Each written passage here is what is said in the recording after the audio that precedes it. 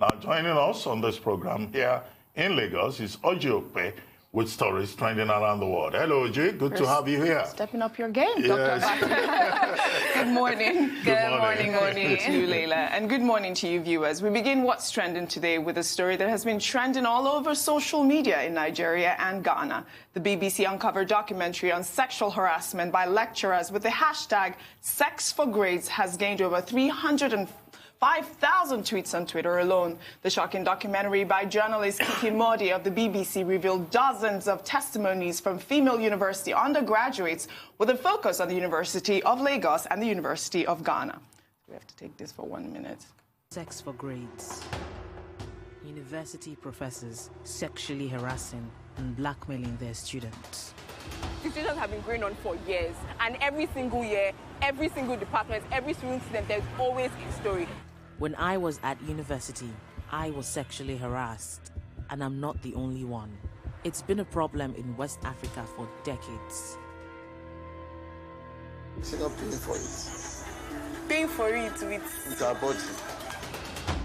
For more than a year, BBC Africa Eye has been investigating and secretly filming inside the region's most prestigious universities, the University of Lagos and the University of Ghana. How many guys have today? How many guys today? Nobody wants to listen. Nobody wants to believe victims. It is crazy. I know a lot of people have been abused and nobody is trying to do anything. For the first time, we've captured sexual harassment by lecturers on camera. Switch off this light. Lock the door. I kiss you for a minute. My name is Kiki Modi. Lecturers who harass students. Africa Eye has been watching. And is still watching, to be very honest with you. Investigative journalism playing its part. And honestly, this is what we need to come out finally. I know that you saw the documentary. It's a whole hour documentary.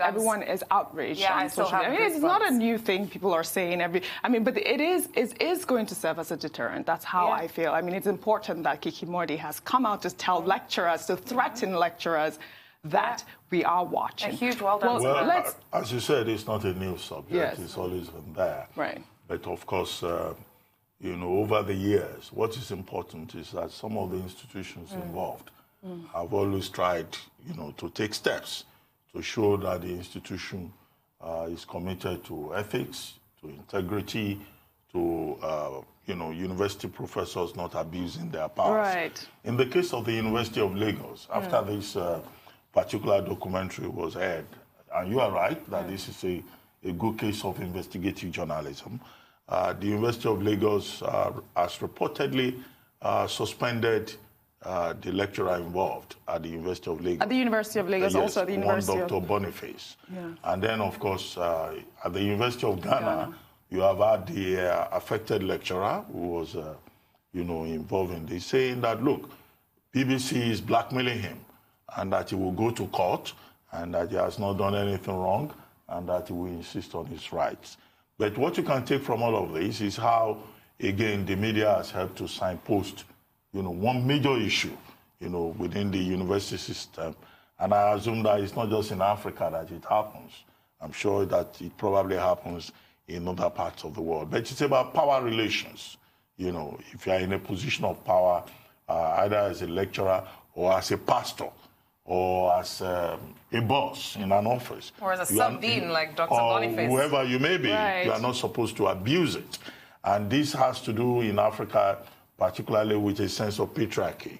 Men thinking that they have a sense of entitlement. And thinking that women are commodities. Yep. They are objects, the objectification of women. Well, and that you can just intimidate a woman, harass her, But oftentimes, what we hear is about men harassing women.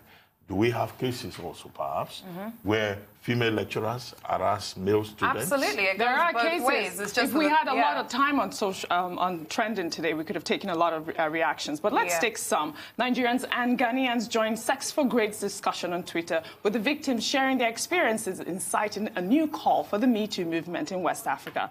On What's Trending today, we're going to take tweets from various users. Our first tweet is from Dr. Njoki Njumi.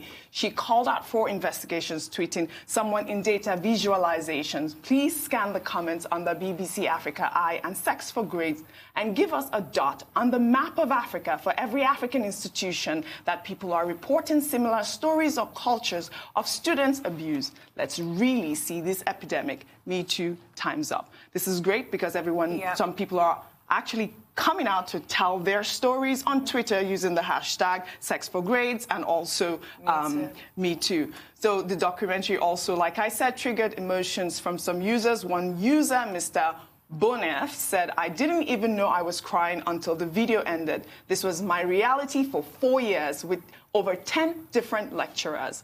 Thank you, BBC Africa, and especially Kiki Modi, for doing work to make sure the cycle stops with us. This is brilliant work." Absolutely. Also, some users believe that female students, like you said, Dr. Abati, ask for sex. A controversial tweet from a user in Ghana, Kofi7, said BBC only thinks these lecturers harass these female students, but most of them is the other way around. I don't know for other countries, but for Ghana, these ladies rather sex for grades and money. It's a vicious hashtag Sexforgrades. Then our music mogul Don Jazzy chimed in to respond to Kofi's tweet saying, "I understand that some ladies are also guilty of offering their lecturers sex for good grades, but I believe this documentary will be a deterrent. If the students know their lecturers will reject their offers, they won't dare to make an attempt." Voice of the Don. Simple as. And you know what scared me, Ojy? It was when Dr. Boniface responded to her saying something like, "If you're not obedient, I'll report you to your mother," because they know the culture of Nigerian parents being more likely to come at you for being disobedient than to listen to the fact that you're being sexually harassed. And that is the most toxic culture that needs to end. Correct. You're absolutely right on that one. The little girl, just 17 years old, apparently. I mean, she came in as young as she was, and he clearly knew her age. Let me give you the cold room experience. Well, let's say, I mean, good journalism. You told me you know Kiki Modi. You know, I'd love to have her on this program. It's quite an achievement. Yes. And we'd like to see more in this regard. A lot of people ask for investigative journalism. Yeah.